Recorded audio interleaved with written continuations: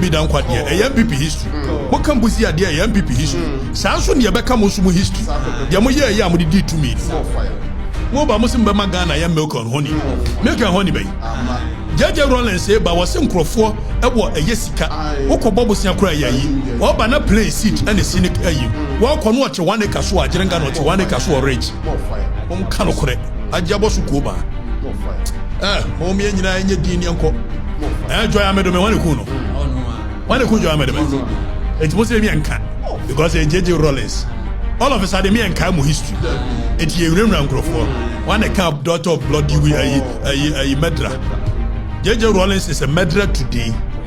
He is a murderer tomorrow. He is a murderer forever. Si enyina ye pese sa history ye fan to dia. Ene mu nsem hunu no musu nya di. Obi anya yo. Se mu ntimi nya yo dia. Obi anya obema kwan mo play victim's card. Hello, keep watching Xposed GH, the best channel on all of YouTube. Yes.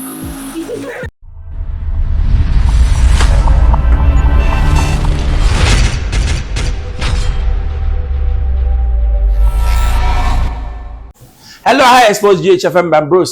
Subscribe, share, me to my now can be. I say miss your parliament. Na ye ka die bi dan kwa ho asem. E na mutala NDC papa no wake kan bi ma die bi dan kwa se wono kra woye de best spy CIA ono bo man woye kronfo wake kan bi na nana zanato etene nchen. No si go on. And MPP for no be ka say daughter of Medra. Na no na ya say I before start say one more but no normal be your friend say demonstrations say they on ba petition and then matisa chem for so ba we are starting a very dangerous precedent if we don't know na ni nyina mu no in Okatakyie e ba ya okasa wo se hwe wo hwe ku na jeje ye na me kwa na me fa badwen ko ho nipa no ku ye ni nyina most of them are Akans ye kwoti mra Monfi yanko Supreme Court, nyanko Supreme Court. Yanko Supreme Court, nyanko. Se JJ Rawlings nkum nipa. Udru Ghana Supreme Court nimwa. As it stands now, statutes miensa bi si ho. Ya kire eye matters of law. Matters of law ni ye de beya. Under JJ Rawlings. Kovi, under JJ Rawlings. Oba wa ye judge wa wo ba no akolatria no fu ano sam picture yi wo ma mu gina no enkola na ba mu nhwam history sa wo kodu Supreme Court and matters of rule of law no justice Cecilia Krantiado and justice Sakode and justice Japan kwabena Japan papa anaju kon ne kwachi wo mu nyina ku wo mu ade sa papa ye friend say Gihok ni ni din kura brefi okay. Gihok ni no Major Samakwa. Anajo kon. Ani yakwachi wo mu ne ku wo mu. Amedeka mo. Ekoku wo mu. Amatekwe. Ekoku wo mu. Dem wo kan wo mu so JJ Rawlings ansotuom. Amfa nku wo mu. Okomre mo efre bibi vicarious liability. Ultimate responsibility rests with the leader. It is a JJ Rawlings a time. And you kun sa ankrofo yi. Na they didn't see anything wrong with it. JJ Rawlings na me ku wo mu. On his orders. More fire. Ka ye de kofa yes ama me justice yi koku wo mu. Niki ye hu no hefa. Na da JJ Rawlings table so. Woni mo hwensu ki ni be pie ho. Mosi yanka se JJ Rawlings ye medra. Ye beka. Ni nyina ya koyanim. Mo mpedia. Mo mfro bia bloody widow. Mo mfro bia CIA agent. Ni nyina yanka so ba bia ya bedu yanto aso. Se JJ Rawlings nso onkum nipa. Roger Feli. Wane ku no kana Roger Feli wane ku no. Kana Roger Feli wane ku no. JJ Rawlings nso onkum nipa yeso onye medra. Monkumanim fa picture ne bra. Waje. Fa picture ne bra. JJ Rawlings nso onkum nipa. Kwaku Sechiado ni JJ Rawlings interview before so obi. JJ Rawlings admitted say even a free because that time a free for we no ku awie we didn't head of state awie onka ho bio wakwatena crop bomampon wo bu ne dai wodi hene odo na fu enso mo ko fa free ho be ku no JJ Rawlings admitted say the entry okun general free fa ne say there was a certain commander in Nabanya later realizes na commander no very threatened by Ashantis and for that matter General Frifa. More fire. Because na commander no a CIA a linkage. But the Frifa was a the linkage wobwa JJ Rawlings and what they show be able to commander by say wobwa one a and I know ya Bwachajako, I'm gonna watch Jacko, Neba, Bwachajako. Oba, I was who born in Bwachajako, was kill him, maybe a Santaman. Or Fanso, Yamiano. More fire. I don't know. More fire. JJ Rawlings were Medra, no Medra. One a cool champon. Ye come on my way, General Cote, one a kuno. Mufanso. We will tell the youth the history. So. Wakwa a can say reconciliation committee for setting. Wakwa wanya admissions. Akwa friends say giwa. Bakuya nanu ya no one akwa bo me komenda fo na so akwa adumaku nyamche. Not adumaku nyamche. Was JJ Rawlings and your man were ye we no ne ho. Giwa more fire. Most me yanka say JJ Rawlings is a bedra. Speaker so ko wi mo go ready be mo. Oh ye di go ready be. What you share bloody widow di any wi a. Now you share a CIA agent comment wi a. No aba you share a JJ Rawlings is a bedroom. By any case, for more kan ka ho. FW ku fo na ku no. General Nkwasiasem Nkwafri 14 baby. One account and so kofa ne be ku no. According to JJ Rawlings ko kofa no yare. And so wan hu aboa ya form mo. Mo si bi yanka sa asan wi. Ya beka. Mo pese ya beka de anyina obi anyai. Ne entra boko. De beka what say? De beka what say? JJ Rawlings call reconciliation committee. Okotu na ntuo ten sampani ampa you communicate under his leadership of masamu so ho de nyina kan okoro nkyere ho nobody will play victim.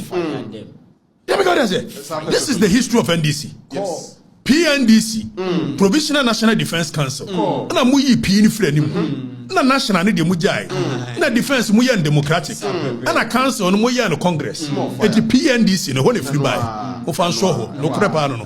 Mo history ni. Mo ntimi nka je bi dan kwade e MPP history. Mo kan busi ade e MPP history. Saa so ne ye bɛka mo so mo history. De mo yɛ ya mo de to me ni. Mo ba mo sim ba magana ya milk and honey. Milk and honey bay. JJ Rawlings say ba was nkrofo e wo ayesika. Wokobo bosia kura yayi. Wo ba na play seat and the cynic ayi. Wo ko no oche one acre so agirenga no oche one acre so rich. More fire. Mo kan okore. Ajabo so ko ba. More fire. Mo mi nyina enye din yanko. More fire. Joy amedo me wane ku no. Wane ku joy amedo me.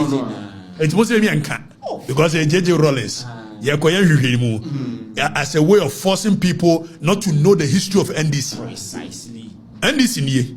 You to know amuni muna NDC niye. Say na start. JJ Rawlings by watching Crawford ball wa mutuma egum Crawford nyuma. So ma ko bobo 50 pesos and 50 pesos ko bi at that time 50 pesos and wo bochi wo mu wo mo bosia okun wo mo wo so oba ma hiafo oba na plane akonwa ne sini there. All kono ko asase kakraka wote so ye rich na ko make sense rich asase akibeti me de si eye yama eye bungalows ama hospital workers no nurses for high rise building and so wajetena so nipa oso obama hiafo no probity, accountability and their social justice ono akeka we no we want me amfo no kura ne ho anyina say just so you give me probity, accountability and social justice no mo fa me ko gina meranim ne ehwes ma wia musika no odi indemnity share say me wia mamu a untimi fa me nko court na no onya wia nko so untimi fa me nko court wane ku eduadu kutuka general utuka wane ku etimo so me yankai de na CIA agent yankai de bloody widows yankai na mo kai no dia you can't play any victim card here today or tomorrow ofan so more fire. And this why ya so almost so fumi o metimi atagi MPP say MPP a tribal party uko traki almost o tribal party pe what you want to be na no nonsense people o metimi atagi a whole asanteman asantifo a tribalistic and so ya wa ngona ga okumase ya wo infantry neutral ho ya wa alaba ya mosin songu and so still like me tron mo de tag na asantifo a tribalistic unya chira wo mo so mo ya tribalistic no get out. Get out of here. bro, we are building a nation. Nobody's going to play tribal victim card. Nakatakyie, no, you're tribalistic. Nakatakyie, no, you're tribal. If being tribalistic is telling you truth, then please, I am proud. More fire. Oh, badam. Precise. No. Fire. All of a sudden, me and Kaimu history. It's a remnant growth. One account daughter of bloody a murderer. JJ Rawlings is a murderer today. He is a murderer tomorrow. He is a murderer forever. Si yenyi na ye pese sa history ye fan toward dia. Ene mu nsem hunu no musu nya di. Obi anya yo. Se mu ntimi nya yo dia. Obi anya obema kwan mo play victims card. MPP free na ko Yamasebi not na bedi anim. Eti MPP nya tribal party. And one am ya na MPP a tribal party. No mama not na medi o manim da. MPP a tribal party. NDC so a tribal party. O ma Asantini ni o manim na o machi da. Even see da. Also Asantini be the NDC anim da. NDC a Asantini be. Wakotiaba. Very interesting topic. Ghana. There was time that we had what we call the dark days. Sad days, you know. Your page country, you know. A necessary evil. That's what I'll say. But going forward, you know, country are ultimately forgiving the past, not forget, you know. You never move on. Yeah, pastor, yeah, they cast and say Rwanda. When they say their past, they don't blame anybody, but they say it to push forward. But Ghana, yeah, can past to spite somebody. Mutala, utisa we one koka JB Nkwasiasem na ankanya day. One koka JB Nkwasiasem. No, there are issues that we need to do. There are things that we need to put on the table. Mutala, you are not an honorable. Don't be behaving like a kid.